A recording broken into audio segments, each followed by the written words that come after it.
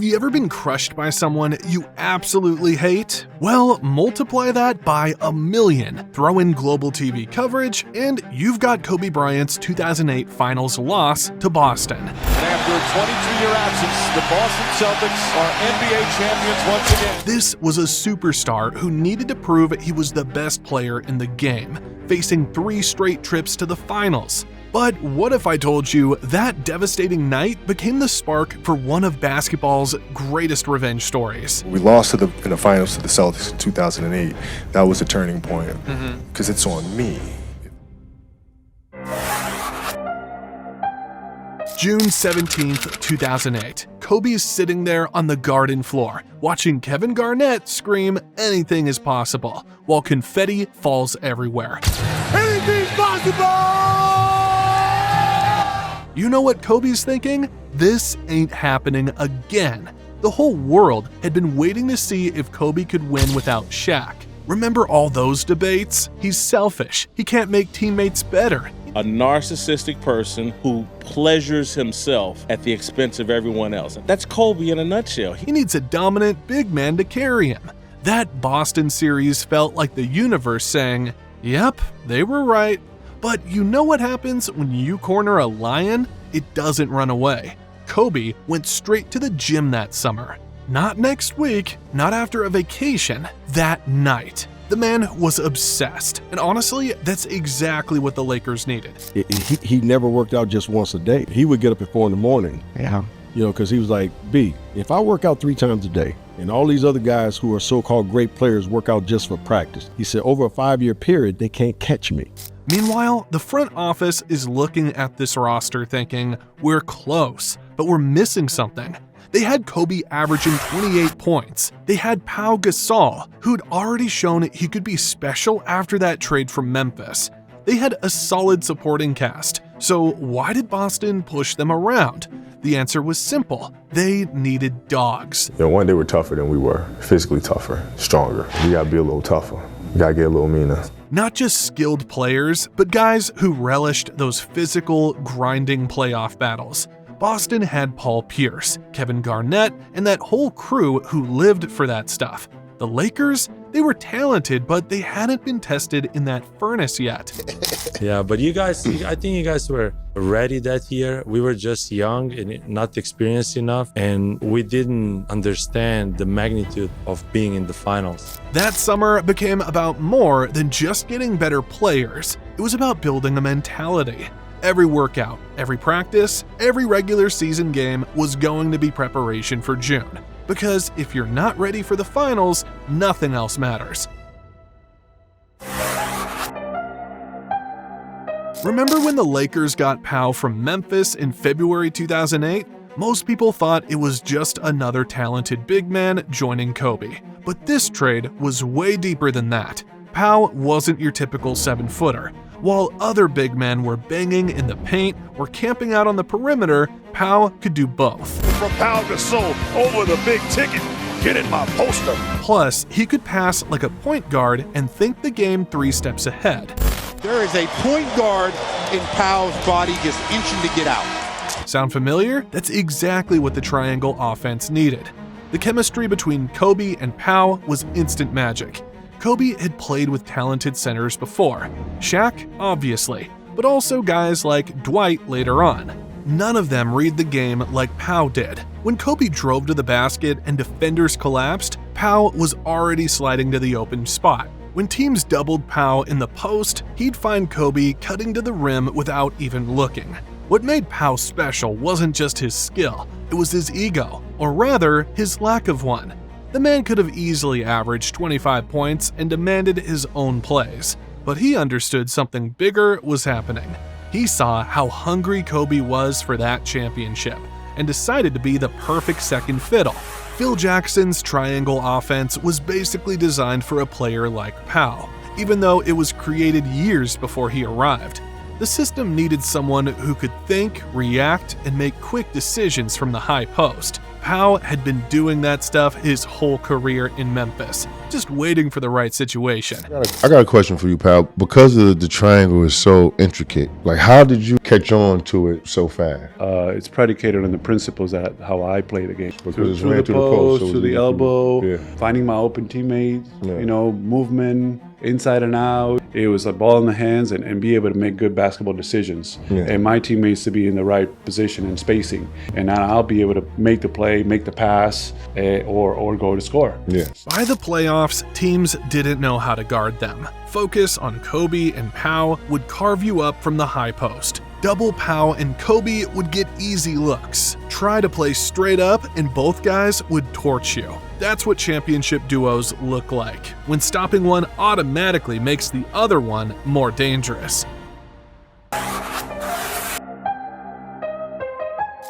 The 2008-09 season was different from the jump. You could feel it in training camp, in preseason games, in how they carried themselves. These guys came out 17-2 to start the season. Whoa! They used to do that all the time at Michigan State. Not 17-2 because they got lucky, but because they were locked in from day one.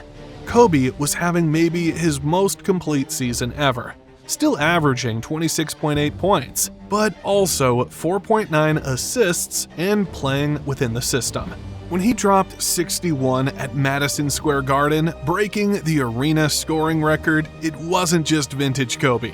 It was vintage Kobe with a purpose. Kobe Bryant has now scored more points than any other player with 61. The regular season taught them how to win different ways. Blow teams out early, they could do that. Fall behind and need a comeback, they could do that too. Grind out defensive battles? Absolutely. That versatility became huge in the playoffs. Speaking of playoffs, remember that Houston series? 7 games of absolute warfare. The Rockets had Yao Ming, Ron Artest, and a defensive scheme designed to make life miserable. Each game was decided by single digits. Each possession mattered. That's where championship teams are born. Game 7 against Houston was the moment this team announced itself. They didn't just win, they won by 19 points. When you can close out a tough 7-game series that dominantly, you've got something special cooking. The Western Conference Finals against Denver was Kobe's masterpiece, 34.1 points per game, while still getting everyone involved. Pau dominated inside. The role players stepped up when needed. When they closed out that series, you could see it in their faces. We're going back to the finals, and this time, we're ready.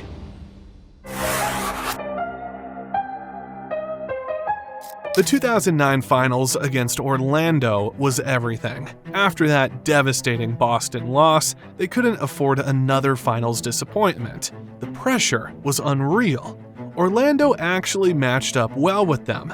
Dwight Howard was at his absolute peak, 20 points, 14 rebounds, and changing every shot around the rim. Goes in the lane around Howard, blocked by Howard.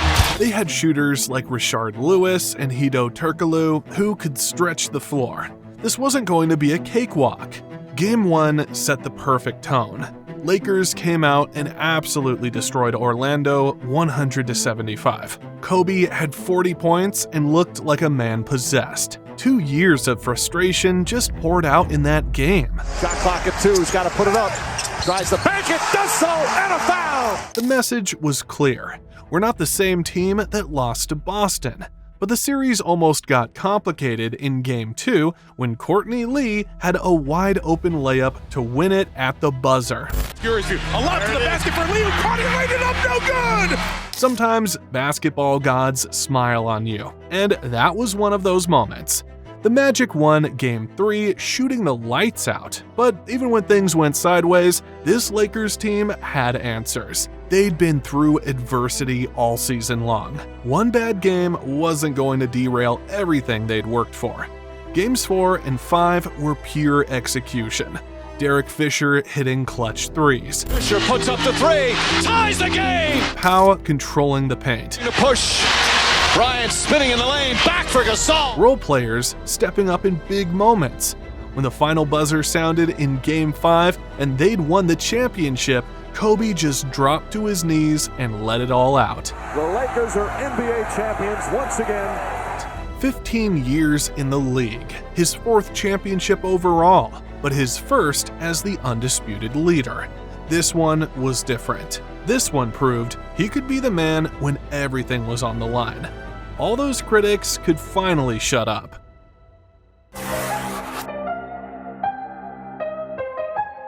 So, you win a championship and prove all the doubters wrong. What's next? How about beating the team that broke your heart in the most dramatic way possible? The addition of Ron Artest for the 2009-10 season gave this team a completely different personality. Artest wasn't just another player. He was a certified dog who brought that playoff intensity to every single game. Angled up and then they both walked away. You would hate to see either guy. Plus, he'd been wanting to play for the Lakers his whole career. When you finally get your dream opportunity, you don't waste it. The regular season was almost background noise. These Lakers knew what they were capable of. They finished 57-25, which was actually 8 fewer wins than the previous year. But they were clearly saving their best stuff for when it mattered. Then came the playoffs, and guess who was waiting in the finals? That's right, the Boston Celtics, the same team that had crushed their dreams 2 years earlier. The perfect revenge scenario was set up, and the Lakers were ready to take full advantage of it. The series was everything you could ask for. Boston took control early, winning 2 of the first 3 games. Then they won Game 4 to take a 3-2 series lead. The Lakers were facing elimination, and all those 2008 demons were creeping back in. But Game 6 at Staples was when this team showed championship heart. They didn't just win, they demolished Boston by 22 points to force Game 7. The crowd was electric. Everyone could feel something special building. Game 7 was one of the ugliest, most beautiful basketball games ever played. Both teams were exhausted. Shots weren't falling. Every possession felt like it lasted forever. Then, with the game hanging in the balance, Ron Artest hit the biggest shot of his career. A three-pointer that sent 20,000 people into absolute madness. Artest, that's a 3. Bang! When that final buzzer sounded and the Lakers had won 83-79, it was pure euphoria. They'd gotten their revenge against Boston. Kobe had his 5th championship. Phil had his 11th. Perfect ending to a perfect story. Can you speak in terms of what this means to you individually? He's got one more than Shaq.